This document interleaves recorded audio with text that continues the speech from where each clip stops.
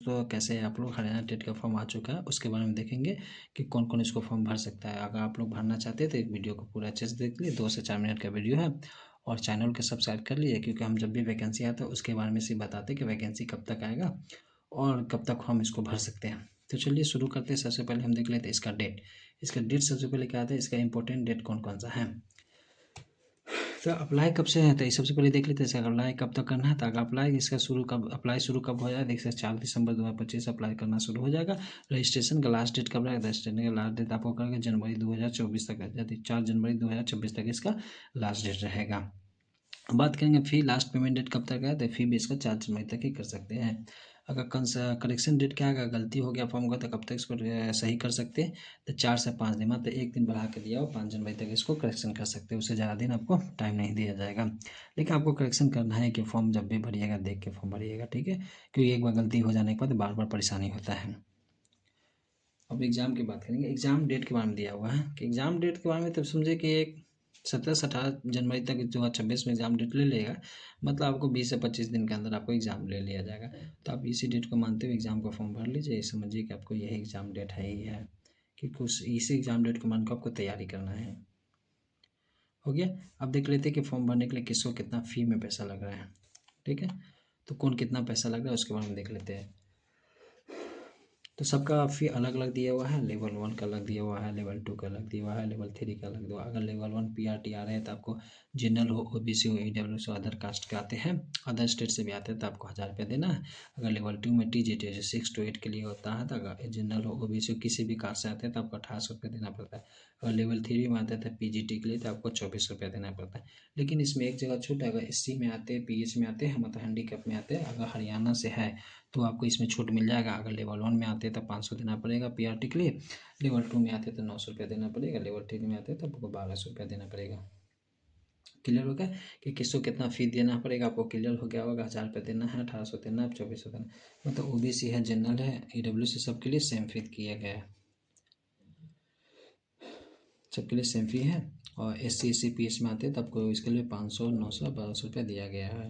तो चलिए फ़ी को आप तो समझ ही गए, लेकिन इसको सबसे बड़ी बात है कि इसको फॉर्म कौन कौन सा भर सकता है, इसके लिए एलिजिबल कौन कौन है, सबसे ज़्यादा बात यहीं पे है। तो देख लेते एलिजिबिलिटी क्राइटेरिया किसके किसके पास क्या क्या है क्या भरने के लिए। तो लेवल 1 की बात करेंगे, PRT में 1 to 5 के लिए कि आपको 10+2 होना चाहिए 50% मार्क्स के साथ, विथ में DLED BEd और इक्विवेलेंट कोई जो इसी के अपने लेवल में DL BEd के लेवल में कोई अदर नाम से जानते हैं, वो अगर कोर्स किए हुए तो भी आप फॉर्म भर सकते हैं। लेकिन इसमें एक और फ़ायदा आपको बता देते हैं, अगर आप पेडिंग में भी है तो आप इसको फॉर्म भर सकते हैं। मतलब DLED BEd आपको कोर्स कंप्लीट नहीं हुआ, अगर आप पेडिंग में है तो आप इसको फॉर्म भर सकते हैं। अब लेवल 2 की बात करते हैं। अगर लेवल 2 TGT और लेवल 2 के बाद TGT में आपका फॉर्म भरना है जो 6 to 8 का होता है। इसके बाद आपका ग्रेजुएशन कंप्लीट होना चाहिए, मतलब क्या 50% मार्क के साथ आपका ग्रेजुएशन कंप्लीट होना चाहिए, साथ में BEd होना चाहिए और इक्विवेलेंट, मतलब जो अदर नाम से जानते हो, बहुत सारे नाम से हम लोग अदर अदर स्टेट में अलग नाम से जानते हो, तो अगर वो भी किए हुए हैं तब इसको फॉर्म भर सकते हैं। इससे भी एक और फ़ायदा है क्या, अगर पेडिंग में है तो भी आप फॉर्म भर सकते हैं।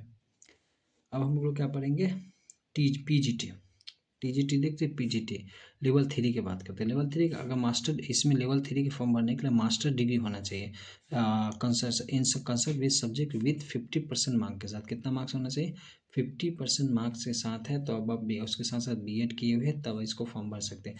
एज लिमिट की बात करेंगे, एज समझिए मिनिमम मानिए नहीं 21 साल को रहना चाहिए, लेकिन 21 साल मिनिमम होना चाहिए और इसका मैक्सिमम जो 40 साल भी रहता है। उसके साथ आपको जो कैटेगरी में आती है उसके हिसाब से छूट मिलता है, तब उसको फॉर्म भर सकते हैं। तो अब कौन कौन इसको फॉर्म भर सकता है आप लोग समझिए क्या।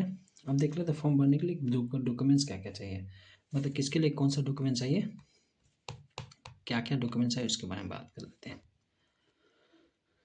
तो चलिए देख लेते हैं। फ़ोटो की बात करेंगे तो आपको फ़ोटो में क्या होगा, बैकग्राउंड आपको क्या होगा, बैकग्राउंड आपको वाइट होना चाहिए। उसके साथ क्या होगा, 20 से 50 KB के बीच में फ़ोटो का क्वालिटी होना चाहिए। ये JPG PDF में नहीं, JPG में फॉर्म फ़ोटो लगाएगा, लेकिन PDF में भी डालना है तो डॉक्यूमेंट्स डालना है। अब बात करेंगे सिग्नेचर। सिग्नेचर का आपको ब्लू पेन या ब्लैक पेन का इंक होना चाहिए, उसके अलावा कोई इंक नहीं चलेगा।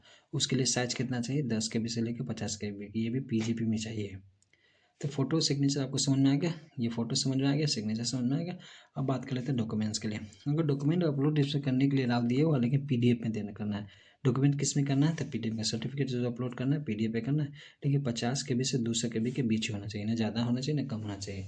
अगर ज़्यादा कम में आपको होता है तो आप इसको एक्सेप्ट नहीं किया जाएगा, तो इसको फिर से PDF 50 से 200 KB से बनाया जाएगा। इसी तरह का वीडियो हम बनाते रहते हैं, चैनल को सब्सक्राइब कर लिए। इन्फॉर्मेशन का काम करते हैं, इन्फॉर्मेशन देते रहते हैं, इन्फॉर्मेशन आपके फ़ायदे के लिए रहता है।